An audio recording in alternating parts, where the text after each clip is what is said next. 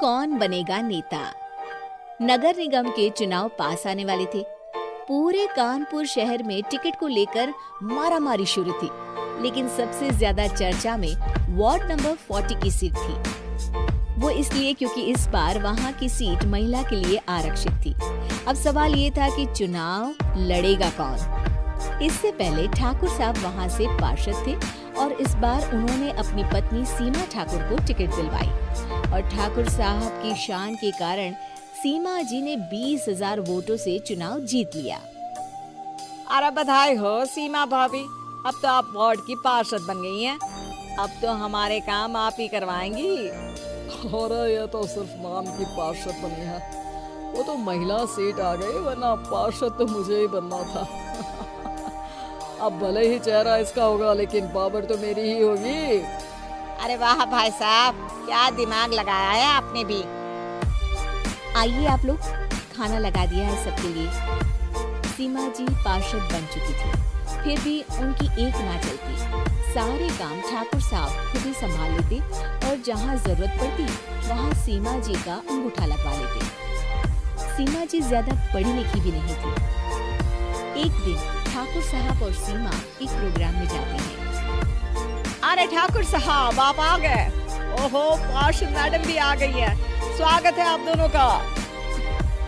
लगता है हमारे पार्षद फंड का सही इस्तेमाल हो रहा है। चलिए अब उद्घाटन करते हैं। ये लीजिए ठाकुर साहब कैची, आप ही सबसे पहले प्रवेश कीजिए। सब लोग आगे निकल जाते हैं और सीमा जी पार्षद होने के बावजूद भी पीछे खड़ी रह जाती हैं। वो देखती हैं कि वेलकम बोर्ड पर उनका नाम है, लेकिन महिला होने के कारण कोई उनका सम्मान नहीं कर रहा। अगले दिन एक आदमी उनके घर आता है। अरे ठाकुर साहब नमस्कार। कल ना हम नोटिस किए कि हमारा घर तो अवैध है और नगर निगम वाले उसे तोड़ने आ रहे हैं। अरे कुछ कीजिए ना ठाकुर साहब। देखो भाई, मैं तो ज्यादा कुछ कर नहीं सकता, पर अगर तुम सबकी जेब गर्म कर दो तो कुछ हो सकता है। कुल मिलाकर 4 लाख लगेंगे। अरे 4 लाख ठाकुर साहब। अरे भाई, मैं अपने लिए नहीं मांग रहा हूँ। दरोगा है, इंजीनियर बाबू है, बड़े साहब है, सबको देना पड़ता है ना थोड़ा थोड़ा। बोलो है मंजूर? तभी वहाँ अचानक सीमा जी आ जाती है। अरे ये आप क्या कर रहे हैं? पहले इन्हीं लोगों से तो आपने वोट मांगे, अब इनसे ही पैसे ले रहे हो। अरे चुप रहो तुम, तुम्हारा काम है सिर्फ अंगूठा लगाना, तुम वही किया करो। मुझे दूसरे काम तुम मत सिखाओ, समझी? और तुम ना जाओ, अब पैसे लेकर आओ, वरना जेसीबी किसी भी वक्त आती होगी। सब कुछ ऐसे ही चलते रहता है। एक दिन सीमा जी और ठाकुर साहब को एक लोकल मीटिंग में बुलाया जाता है।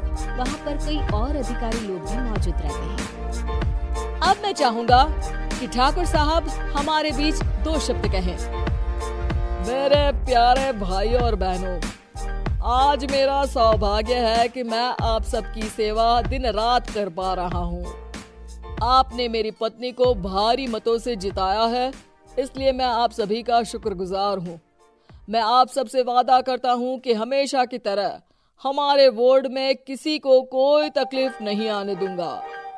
सभी लोग तालियां बजाने लगते हैं। अब मैं माननीय पार्षद मैडम को स्टेज पे बुलाना चाहूँगा। अपने नाम को बुलाया सुनकर सीमा जी एकदम चौंक जाती है। उन्हें बिल्कुल उम्मीद नहीं थी कि इतनी बड़ी जगह उन्हें मंच पर बुलाया जाएगा। जैसे तैसे वो मंच पर चलती हैं। ऊपर जाते ही सीमा जी को सारी पुरानी बातें याद आ जाती हैं कि किस तरह उनके पति उन्हें कभी भी आगे बढ़ने नहीं देते और उनके नाम से गलत काम करते हैं। वो बोलने लगती हैं, मैं आपके वार्ड की पार्षद सीमा हूँ। आप में से बहुत कम लोग ही मुझे जानते होंगे, क्योंकि इससे पहले मुझे कभी ऐसा मौका ही नहीं मिला। सारे मौके मेरे पार्षद पति यानी आपके ठाकुर साहब ही लेते रहे, लेकिन आज ये मौका मुझे मिला है तो मैं इसे ऐसे ही नहीं जाने दूंगी। मैं आपको ये बताना चाहती हूँ कि आपके ठाकुर साहब मेरे नाम की आड़ में गैर कानूनी काम करते हैं, जिस पर अंगूठों के निशान मेरे होते थे। इसीलिए मैं अपनी गलती मानती हूँ और आज अपने पद से इस्तीफा देती हूँ, ताकि आगे से कोई गलत काम ना हो पाए।